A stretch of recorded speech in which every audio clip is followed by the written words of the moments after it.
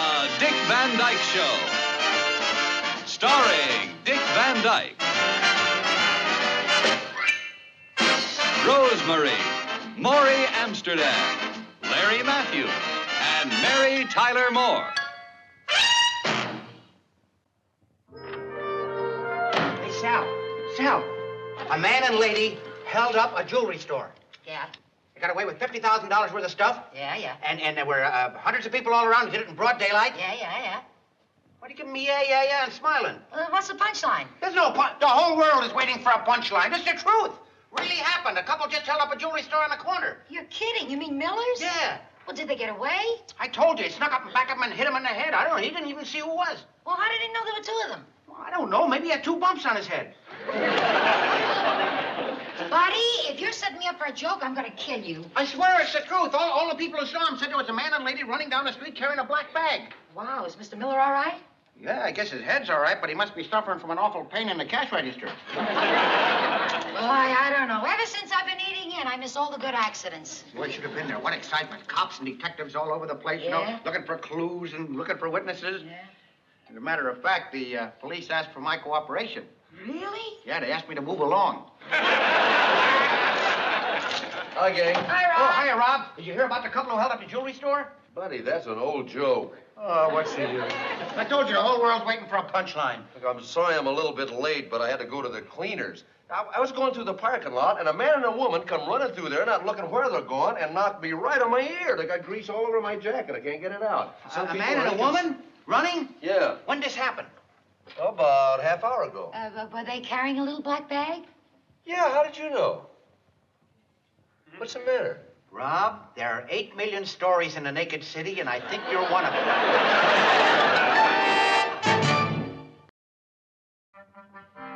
Rob, you gonna call the police?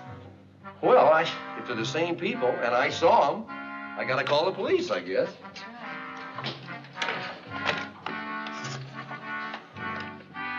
Operator, would you give me a police, please? Oh, well, just a second. Would you consider this to be an emergency? I don't know. Police already know about it. Yeah. Operator, you'd have to classify this as after an emergency. Yeah, that's it. Yeah. Oh, what is it? Yeah, canal? Yeah, what? Okay, thank you very much, operator. Boy, I'm sure glad I didn't see those 2 people. Why? Well, once I witnessed an accident. There was a car and a fruit truck, and like a jerk, I went and reported it. Oh, boy, I'll never make that mistake again. Why? Well, one of the guys turns out to be a nut, and he keeps threatening me all week long. Calls, you know, on the phone. You better get out and run me over with my fruit truck. Yeah, but he didn't, did he? No, he didn't, but he got me scared. Now, every time I see a fruit truck, I break out in hives. Well, I still say it's better to close your eyes to those kind of things. Yeah, but sometimes after you see something, you can't close your eyes to it. Yeah, you talk to my Aunt Agnes about that. Yeah. Why should I talk to your Aunt Agnes? Because it happened to her. She once identified a guy as a car thief and had him arrested. Well, she did right. No, she did wrong because it turned out to be his own car and she was sued for false arrest. Yes, my mother was right. She says identify nobody. Forget it, you know, because what if they turn out to really be the real crooks? They come back. Oh, right, finished, kaput. Who needs it? I don't think I ought to be too hasty. What's the matter, Rob? We scare you? Well, no. Why get the police all excited about it? They may not even been the robbers. Oh, it must have been them. And if I saw people running down the street even, it's my responsibility to call the police and tell them. Yeah, that's right, Rob. At least that's what I learned in civics. Poor Mr. Miller down there with bumps on his head, he's out $50,000. Yeah, no, he's probably got all kinds of insurance. Yeah, that's right. He's probably insured for that. He won't be out anything. The insurance company will pay all that. And the insurance company won't be out anything because they'll raise our premiums. That is a good reason to call right there. There's no way around it. I got to call the police. Talk to them. No, he's right, buddy. Hello, honey? Honey, to a cop? Mom, I'm glad you called. I'm stuck. I don't know what to fix for dinner. What do you feel like? Chicken. Chicken? No, not really, honey. I'm just joking. What do you mean? Did you hear about the 2 people who robbed the jewelry store? Oh, and chicken's the punchline. What? No, honey, it's not a joke. Listen to me. Two people robbed Miller's jewelry store, and I am the only witness. I have to call the police about it. Rob, do you have to? Well, sure I do, honey. It's my responsibility. Yeah, but won't you have to go down and identify them in one of those police lineups? Well, I don't know. Listen, can they see you when you see them? I don't think so. I think the criminal's in the light and the audience is dark. I don't think they can see you. Well, sit in the back anyway. And listen, why don't you ask them if they have one of those two-way mirrors? Well, honey, the police stations don't have those. Those are for spies. Yeah, they do. I saw it on the Defenders. Look, you're just not worried. Rob, be careful. Yeah, I will, honey. Don't worry. I'll talk to you later. Okay. Bye. Bye.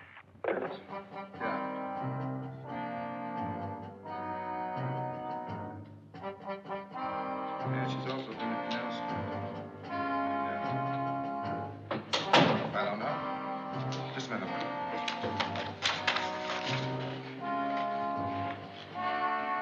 I'll tell you, I didn't do it! How would you get an ass? Why don't you make it easy on yourself? Every two-bit fight that comes up, I get pulled in for the lineup. I'm innocent. Sure you are. I'm innocent. I tell you, I'm innocent. All right, Buster, if you're innocent, you'll be out in a minute. Kind of a rough place you got here. Can I help you? What's in that room? Well, that's the lineup room. Well, that's where they identify him, huh? That's right. Hey, he took your gun! No, I keep that locked up in here. Oh, why do you do that? Well, we deal with all kinds of people here. Yeah, like Buster in there. Hey, you know, this is the first time I ever was in a police station. Well, can I help you? Oh, yeah. I would like to report a witnessing. A what? Well, I'd like to report a robbery. Oh. Well, not a robbery, the escaping from the scene thereof. I witnessed the running away from. I'm Robert Petrie. I phoned in. I'm a witnesser. Oh, yes. Mr. Petrie, the jewelry store. I'll get Lieutenant Yarnell. Have a seat. Make yourself at home. Oh, thank you.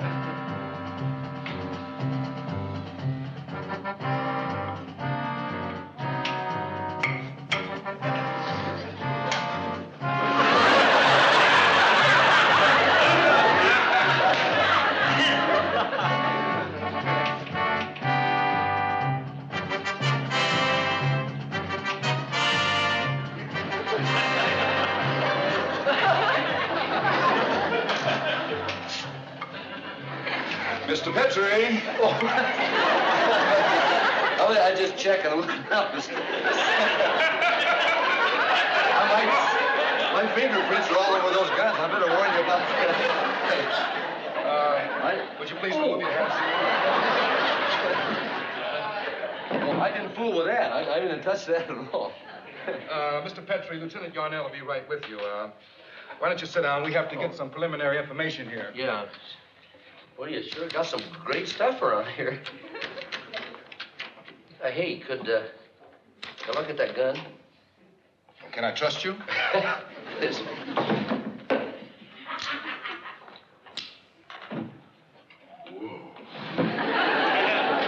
Oh, it's a mean baby, isn't it? It's a 45, huh? No, that's a 38. Oh, yeah, better heft for your purpose. Is that P-E-T, R-I-E? Yeah, that's P. Petrie. Next of kin? Well, why do you have It's just a formality. That's Laura, my wife. And you live in, New Rochelle. Now, Mr. Petrie, as close as possible, at what time did you encounter the alleged suspects? That was about 1 o'clock. That was in a parking lot.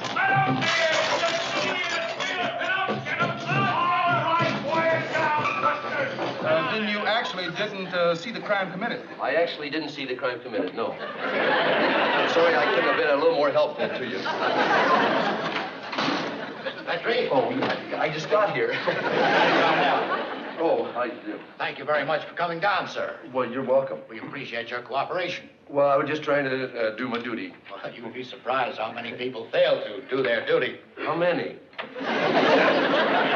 Well, we don't actually know. But we do know that if there were more people like you with your courage and sense of responsibility, we'd solve a lot more crimes. Well, you can count on me, Lieutenant. Good. Now, Mr. Petrie, since you're the only witness, it's very important that you give us as accurate a description as possible. Any little detail could be a big help. I understand that. Take this down, Nelson. Right, Chief. Well, the man was wearing I think a dark suit and dark shoes. Dark shoes? Well, they were dark brown or dark black. And he was tall. Well, I say tall in comparison with the woman who was short. Well, I say she was short in comparison to the man who was rather tall. Well, I mean, you realize that the term tall is relative. About how tall was he? About 6'1". That's running. Running? Well, yes, and a man's running height is different than his standing height. See, it all depends. I don't remember whether he was running, you know, in a crowd position like that, which would mean he was probably taller than 6'1", or if he had been running like that, it would probably mean he was much taller than 6'1". Oh, I remember pretty well that he was tall. Did you see him just standing? Yes, I did. How much taller was he than you? 4 feet.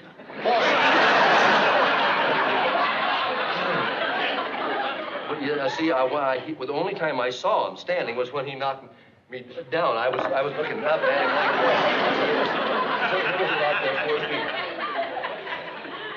Let's just say 6'1". Running. Yeah. What was his color? Red. His hair? No, his face. He was very overheated from running. How much partner? Lieutenant, in the interest of accuracy, I couldn't say that it was his partner. They were just running together. Can you describe her? Well, as I said, she was wearing a green dress. How was she built? Just great. Would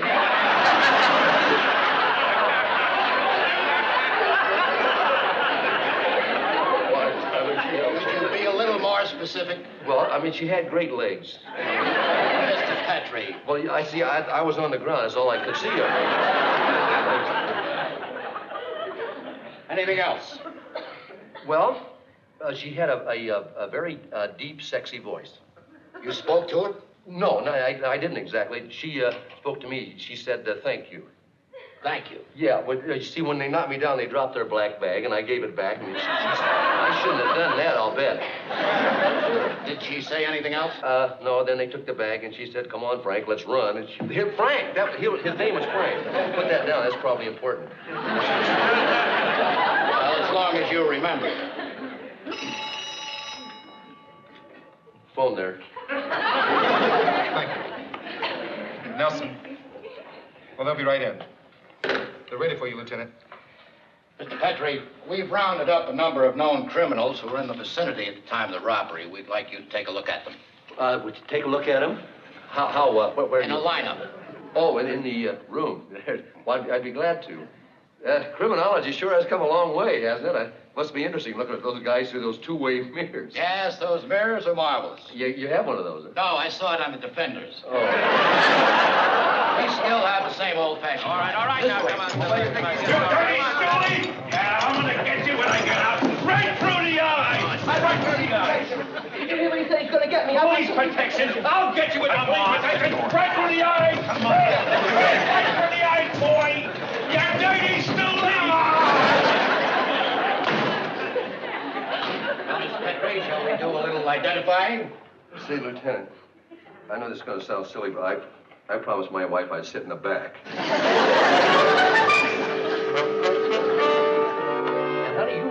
idea how many gangster couples there are in this city. I must have looked at 20 mall and thug couples. Felt like I was in a Jimmy Cagney movie or something. I spent the whole afternoon worrying about you, and you talk like you had fun. There'll be no fun until the file on this case is stamped closed. So actually, you couldn't identify any of them, huh? No, we tried to get a make on them. We ran it through R&I. We came up empty.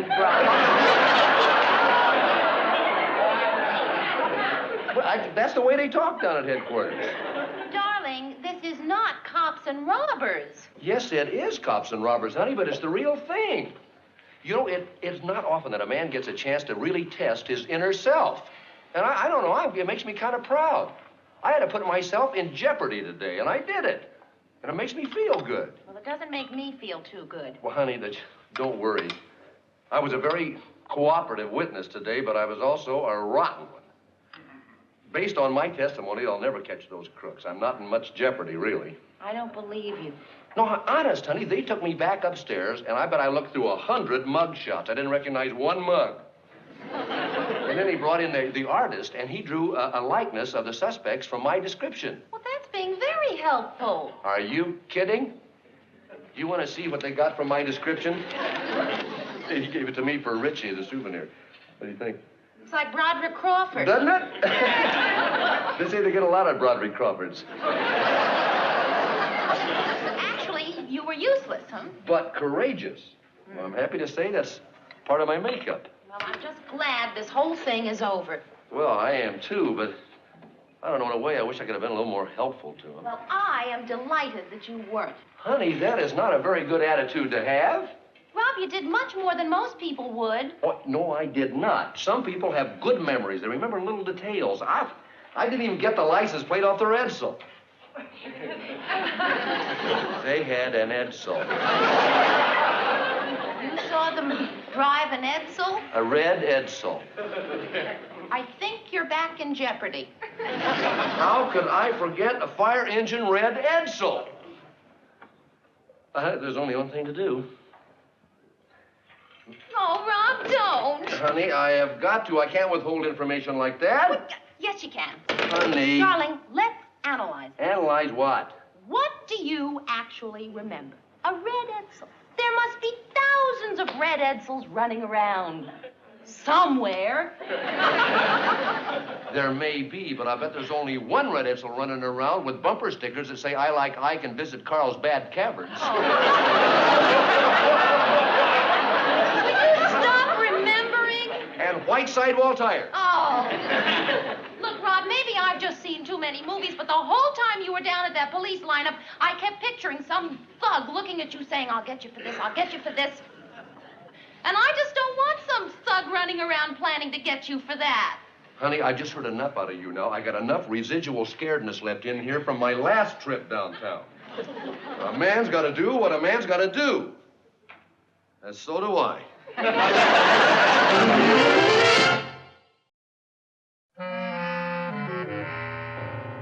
Honey, will you stop pacing? It's been 3 hours since I called. Couldn't have been very good evidence. They haven't arrested anybody yet. 3 hours? Good heavens. Richie! Rich, come on in. He's out there telling everyone in the neighborhood about his father, the hero. Well, then it's all worthwhile. There's nothing more important than setting the right example for your child. Hey, Rich, come here, buddy. I haven't seen you all day. How are you, pal? Fine. Did you tell everybody about Daddy? Yeah, I told him. Did you show him the picture the policeman drew? Yeah. Richie, do you feel all right? Yeah. Honey, I think I know what it is. He told everybody the story, and nobody believes his daddy's a hero, that's all. Uh-huh. They're jealous. They say you're a fink. A fink? See? You apologize. Your daddy is not a fink. Thank you. It wasn't me. They all say that anyone who squeals is a fink. Honey, you like that. By kids today, I go out and risk my life, and they all say I'm a fink. The only thing your father is a very good citizen. Someone you should be proud of. But he snitched. I did not snitch, Rich. I witnessed. There's a big difference between snitching and witnessing. Rich, you may not be old enough now to realize it, unfortunately, but, well, It doesn't make any difference now if what kid threw the ball through the window or what kid took the last piece of cake. And I wouldn't want you to be the one to point them out either. But, Richie, when people get bigger, the things they do wrong get bigger. And very often they just can't be allowed to continue doing the wrong things they do. That's why I had to go to the police. Those people were criminals, Rich, real bad guys. You mean it's not like telling on a friend? That's right, Rich. If somebody steals something or if somebody hurts somebody and you know about it, you have to tell. You understand that? I think so. You see, Rich, your daddy is a very smart man. He's just taught you, well, he's taught us both something that grown-ups should know, but very often don't. You know what that is? Uh-huh. The daddy isn't a thing. I get it. Was he real tough? Oh, Rich, they just seem tough, really. Hello? Then you're really a hero. Well, not a hero, just to say a good citizen, huh? Yeah, just a minute, please. Rob, it's the police. Yarnell? Well, looks like they want your old dad for some more help down at the police station, Rich. Hello? Oh, hi, Lieutenant Yarnell. No bother at all. Listen, I told you I'm ready anytime you need me. You need me. Rob, what is Well, it? just a second. Honey, they gotta have my face and his face. I'll be right down there, Lieutenant. Yeah, thank you. Bye. Oh, boy, can I go? No, Richie, you go next door to Aunt Millie's and tell her where Mommy and Daddy are. I'll be going with Oh, boy, I'll tell her Daddy isn't a fink, too. Honey, but you don't have to go down there with me. I know. Well, nothing's gonna happen. I know that, too. I just want to be there when it doesn't. Talk about one of those days, officer. Oh, what luck. Of all the guys I have to bump into in a parking lot. Yeah, well. I have to bump into a good citizen. Yeah. Very good, then, too.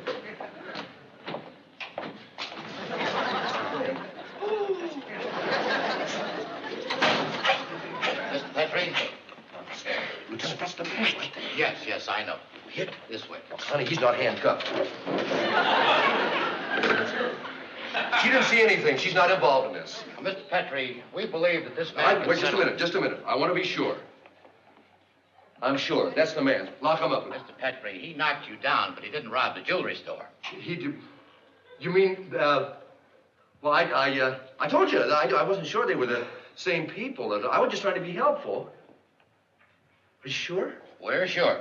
Well, I wouldn't want to get innocent people involved in something they shouldn't be involved in. Well, on the contrary, they're already involved. What do you mean? Mr. Petrie, you didn't witness the escape of the robbers. You witnessed the escape of the witnesses. What? You mean that this man is a witness, just like my husband? Well, not exactly like him. You see, this man actually saw the holdup and ran away. Thanks to your husband, we were able to find him, and he gave us a very good description of the thieves. Well, then I did good. Of course you did. He did good, didn't he? Oh, we're very much indebted to you, Mr. Petrie. Well, I think the average person's impulse is to run, really, first of all. Of course, he had his wife with him. I think if I'd had my wife with me, I might have run to protect her, too. Now, look, Mr. Petrie, I'd like you to understand. It's not that I'm a coward. If I was with my wife, I wouldn't have been running.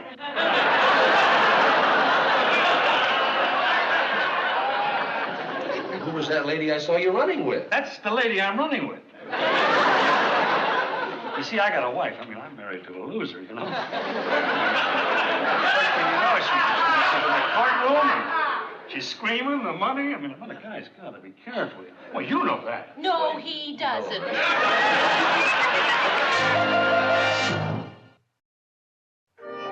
Thank you, Mr. Petrie. You're okay.